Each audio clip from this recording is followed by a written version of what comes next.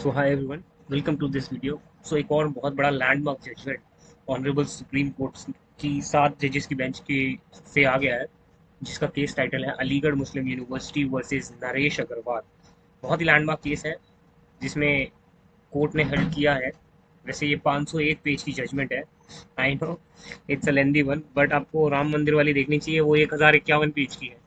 तो supreme court की judgements है वो इसी तरह से लंबी लंबी होती है। इसका रीजन ये भी है क्योंकि एक तो ये जो फॉन्ट यूज करते हैं ना, ये बहुत गैप रहता है इनमें। अब जैसे ये इनमें काफी गैप है, ये एटलीस्ट 2 का स्पेस है बिटवीन द लाइंस।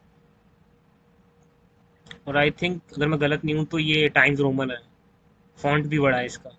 ये A4 शीट को बहुत तरीके से इस्तेमाल करते हैं, इसलिए ये बहुत एक्सटेंड हो जाते हैं।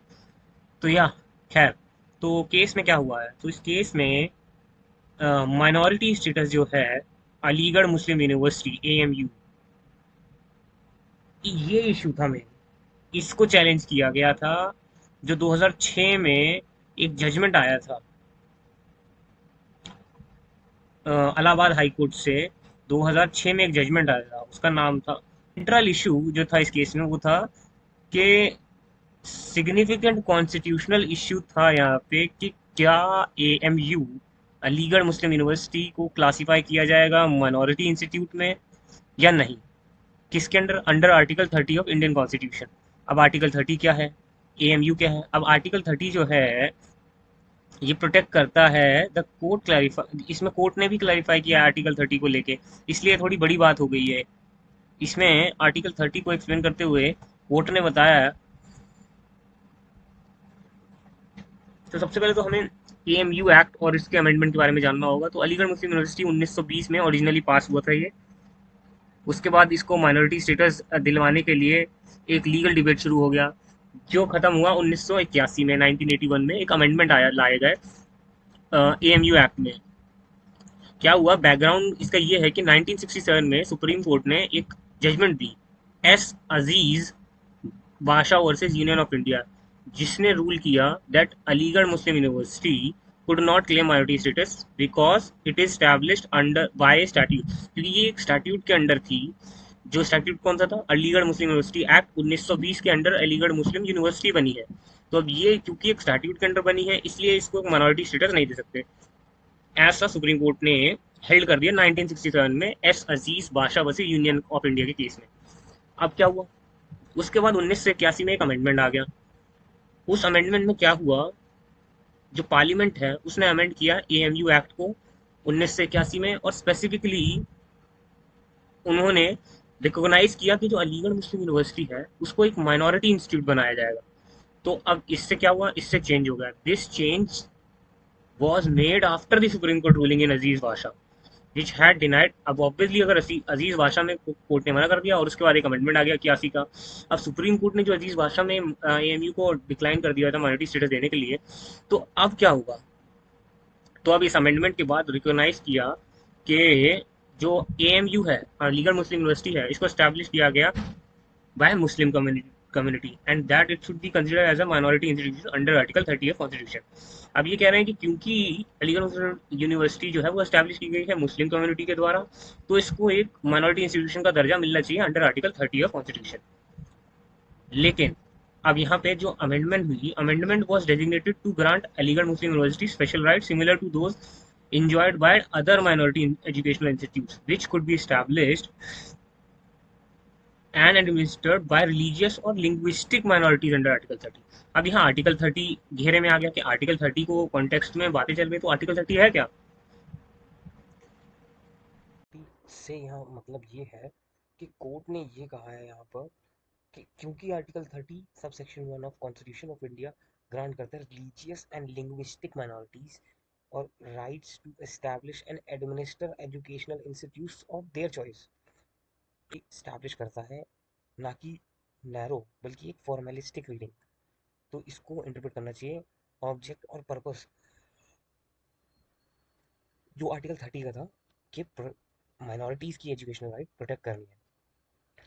सिंपल वे में कहा जाए तो ये जजमेंट क्या कह रही है आर्टिकल 30 को लेके, जो कॉन्स्टिट्यूशन ऑफ इंडिया कहता है ये माइनॉरिटीज को रिलीजियस और लिंग्विस्टिक यानी एक राइट देता है कि वो स्टैब्लिश कर पाए और रन कर पाए अपने स्कूल कॉलेजेस और यूनिवर्सिटीज। ठीक है, फॉर एग्जांपल ए जो है वो मुस्लिम कम्युनिटी से है, ठीक है, सिख उसके बाद एक सिख कम्युनिटी है या मान लो तेलुगु स्पीकिंग कम्युनिटी है, ये क्या कर सकते हैं, they can start and manage their own institutions. For example एक मतलब कहने का मतलब ये है कि कोई मुस्लिम कम्युनिटी, जैसे कि सिख कम्युनिटी, जैसे कि हिंदू कम्युनिटी या तेलुगु स्पीकिंग कम्युनिटी, ये सब अपने अपने अफेयर्स, अपने अपने इंस्टीट्यूशन, अपने अपने एजुकेशन, अपने अपने रीजन के हिसाब से स्टैब्लिश कर सकते हैं। तो यहाँ पे जजमेंट के कहने का मतलब ये है, जजमेंट ये कह रही है कि माइनॉरिटीज की जो राइट्स होंगी वो अप्लाई होंगी ओल्ड इंस्टीट्यूशंस पर भी। अगर मान लिया जाए कि कोई इंस्टीट्यूशन जो है वो 1950 से पहले से बना है, मतलब कॉन्स्टिट्यूशन के इफेक्ट में आने से पहले से बना है, तो can it can still claim article 30 rights. तो इशू ये था 1967 में एक अजीज भाषा का केस जो मैंने पहले बताया। इसमें क्या हुआ, कोर्ट ने ये कहा था कि अगर पार्लियामेंट पास करता है कोई law to create a university, ठीक है, तो it can not be a minority institution. अगर पार्लियामेंट ने कोई लॉ पास किया और उसके अंडर कोई यूनिवर्सिटी बनी है, तब वो यूनिवर्सिटी माइनॉरिटी इंस्टीट्यूशन का स्टेटस क्लेम नहीं कर सकती। लेकिन अब 1967 के बाद 1924 में ये रूलिंग आई है कि ये आइडिया गलत है। कोर्ट अब ये कह रहा है कि इवन इफ यूनिवर्सिटी जो है अगर वो क्रिएट की गई हो बाय लॉ, जैसे कि AMU, अलीगढ़ मुस्लिम यूनिवर्सिटी 1920 में बनी थी, तो इवन दो वो कॉन्स्टिट्यूशन के पहले से बनी है, उसके इफेक्ट में आने से पहले, तब भी वो माइनॉरिटी स्टेटस माना जाएगा उसका।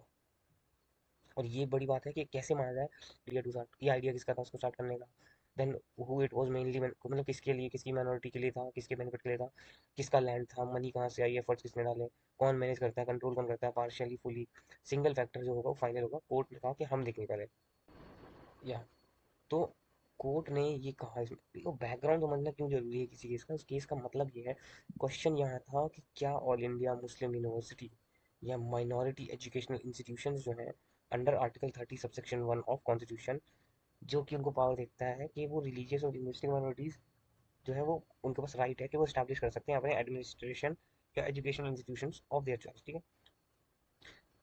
अजीज बाशु का केस जो हमने अभी 2 बार पढ़ा, उसमें 5 जजेस बेंच ने ये हेल्ड किया था कि ऑल इंडिया मुस्लिम यूनिवर्सिटी को क्लेम नहीं कर सकती है स्टेटस, क्योंकि इट वाज नाइदर एस्टैब्लिश्ड और nor administered by the Muslim community, it was incorporated by statute, ठीक है। लेकिन अब टाइम के साथ क्या हुआ, AMU में अमेंडमेंट एक्ट आया 1981 में, जिसमें डिक्लेयर कर दिया कि AMU जो है वो स्टैब्लिश हुई है bye Muslims for of India.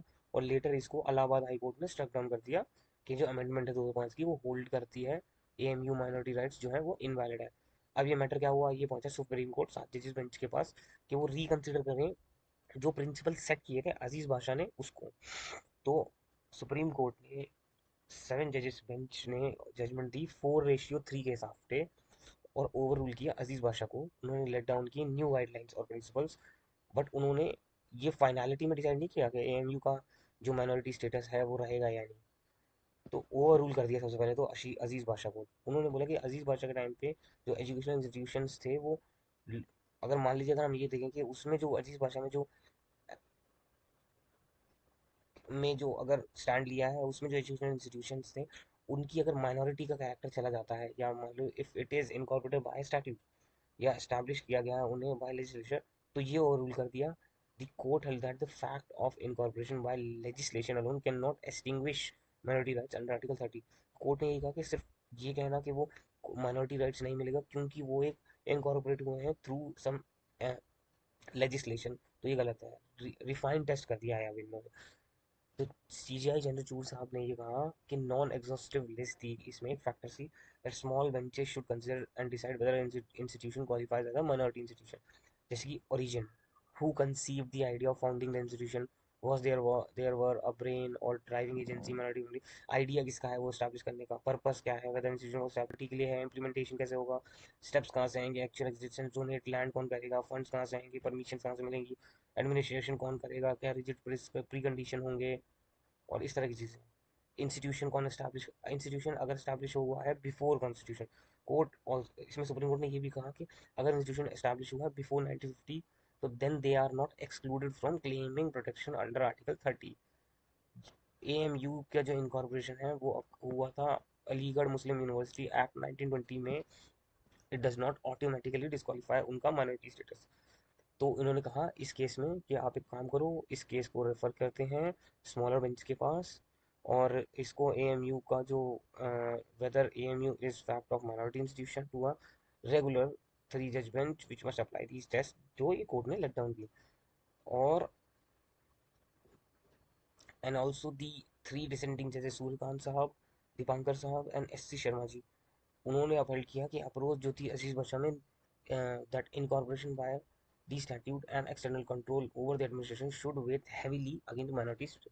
उन्होंने ऑल्सो क्वेश्चन किया कि जो प्रोप्रायरिटी है, जो propriety of reforming the matters to a seven bench prior order of, जो इस जजमेंट में इन्होंने रूल्स लेट डाउन किए हैं, इनको वो टेस्ट करेंगे।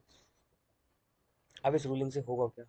The ruling opens the door for AMU to reclaim minority, ठीक है, अंडर आर्टिकल 30, जो अभी कंफर्म नहीं है जजमेंट में, ठीक है।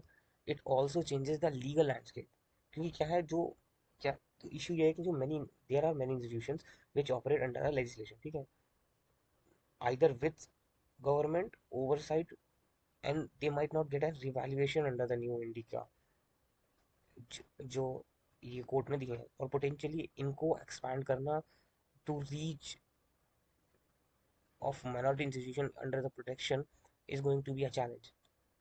अब इस केस की रूलिंग इस बात भी स्ट्रेस करती है that fact sensitive, that contextual analysis करना पड़ेगा। रिजिड फॉर्मूला दे दिया है कोर्ट ने इसमें, जो बहुत सारे नुआंसेस को वेलकम कर रहा है। और एंड अंटिल द थ्री जजेस bench give its judgement, AMU का जो स्टेटस है, एबिलिटी है to reserve seats remain suspense. ये थोड़ा सा लेट जजमेंट है, बट या it's a lot on my plate these days. So yeah, this was the judgment, and I will attach the PDF. You can read it. It's a good case. Thank you so much.